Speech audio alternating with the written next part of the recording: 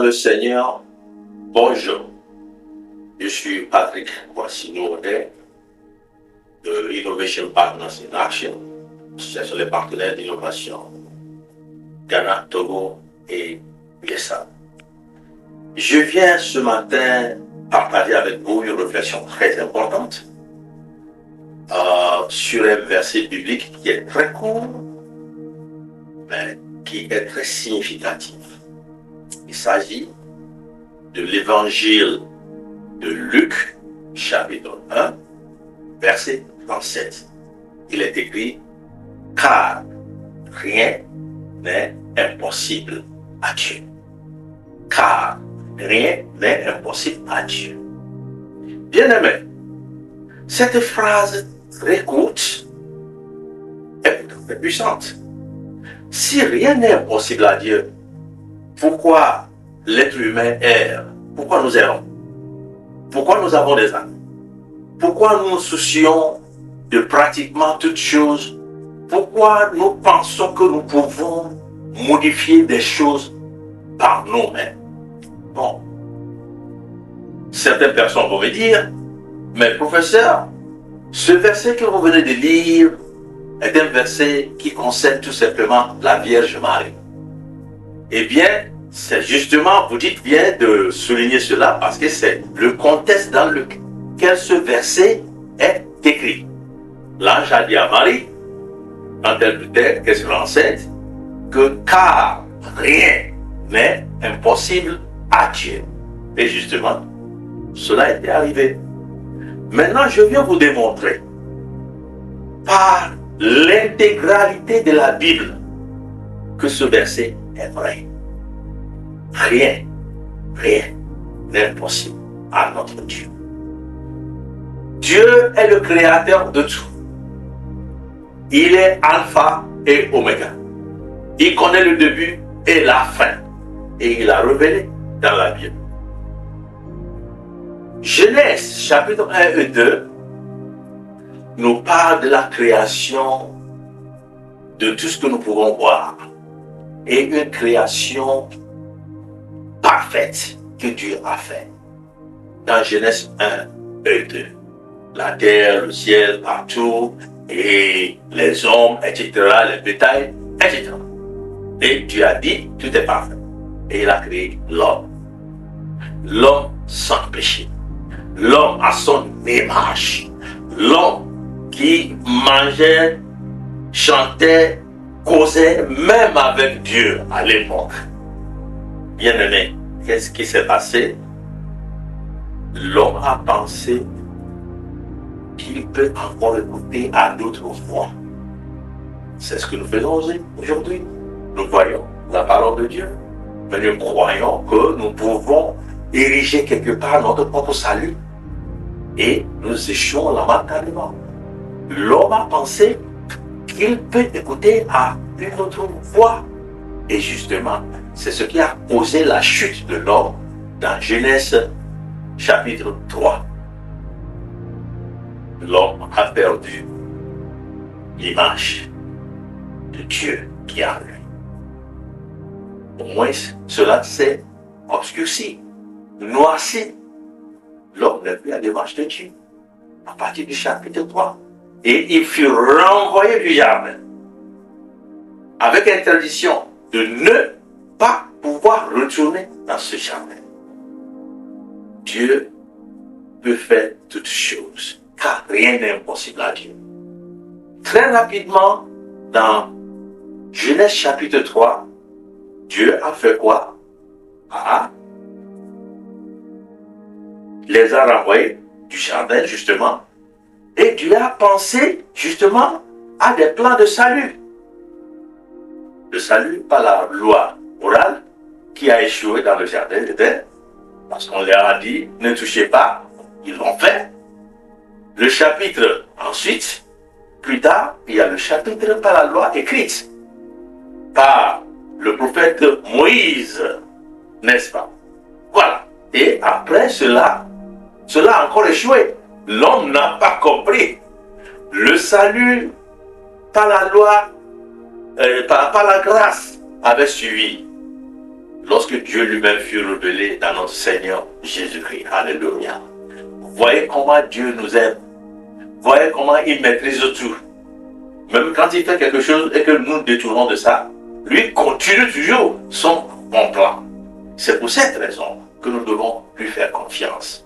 Donc, le parcours de Genèse chapitre 3 à Apocalypse chapitre 20, ce parcours-là, nous voyons l'image de l'humanité pécheresse qui est en train d'ériger son propre salut et qui échoue à chaque fois qu'il le fait, il échoue, il échoue, il échoue. Et il continue par échouer. Regardez même dans le livre de Malachie. Qu'est-ce qui s'est passé? C'était le prophète, justement, dans l'Ancien Testament. Entre Malachie et Matthieu, il y a 400 ans que Dieu a refusé de parler à son peuple parce qu'il était tellement énervé contre nous qu'il ne m'écoute pas, etc.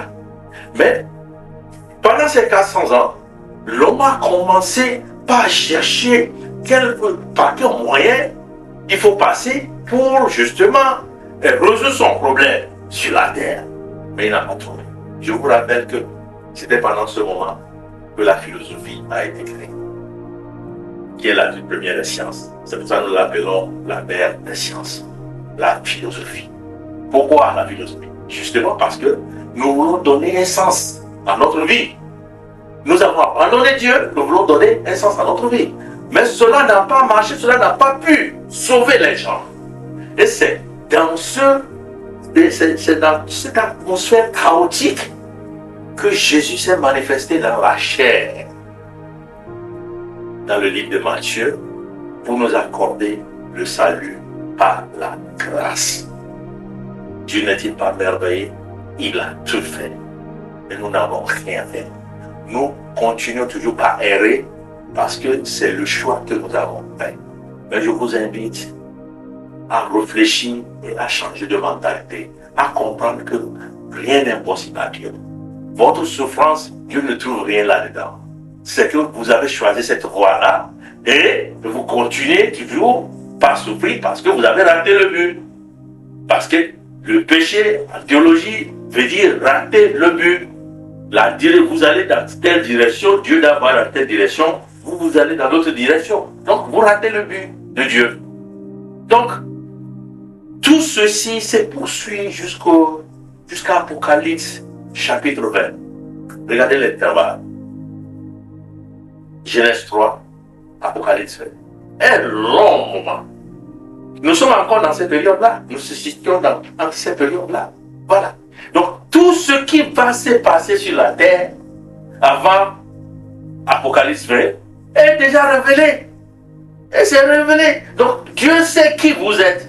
Dieu sait ce qu'il a pour vous. Il dit, je connais le plan que j'ai pour vous. Ce n'est pas pour vous faire souffrir, c'est pour vous donner de confort. Mais pourquoi vous détournez toujours de moi? L'homme est méchant. L'homme est méchant. Dieu a tout fait. Et dans Apocalypse 21 et 22, Dieu dit, j'arrête. Je fais une nouvelle terre, nouveau Jérusalem, qui descendra du ciel, va prendre place. Et Dieu commence une nouvelle chose, c'est-à-dire, c'est la restauration de ce qui est gâté dans Genèse 1 et 2. Vous voyez, les deux bouts, Genèse 1 et 2, c'est chaotique, c'est la perfection, pardon, et Genèse 3 commence le chaos que l'homme a créé. Et Dieu dit non, je ne vais pas me taire. Il active son plan de salut progressivement. Et quand il arrive à Apocalypse 21 et 22, il dit, maintenant je restaure le jardin d'Éden que vous avez abandonné. Alléluia. Donc, si tu es un bon chrétien, tu dois avoir cette foi que justement, lorsque cette restauration sera effective, nous allons vivre éternellement avec le Seigneur. Maintenant, est-ce que ce verset n'est pas vrai? Avec Dieu, rien n'est impossible. Tout est possible avec Dieu. Il n'y a rien que Dieu ne puisse pas faire. Donc, le monde qu'il a créé, il le maîtrise parfaitement. Quel que soit comment nous jacassons avec la science, ce que nous voulons modifier, nous ne pourrons pas changer ce plan divin. La restauration ne peut pas être avant Apocalypse 21 et 22. Et lorsque cela viendra, il n'y aura plus autre chose. Bien-aimés dans le Seigneur, je crois que vous avez compris que ce petit verset Maître puissant est très significatif. Je veux que cela marche pour vous cette semaine. Je veux que cela change votre vie. Que avec Dieu, rien n'est impossible. Dieu peut tout faire. Donc, ce qui vous arrive n'est pas le plan de Dieu. Le plan de Dieu est caché, cherchez-le. Marchez dans cette parole-là, afin que vous ne souffrez pas pour rien. Même que lorsque vous souffrez dans le plan de Dieu, vous avez toujours ce qu'on appelle cette paix intérieure-là. Il vous dit que vous allez y arriver parce que Apocalypse 21-22 est pour vous. Merci de m'avoir prêté votre attention. À très bientôt à tous.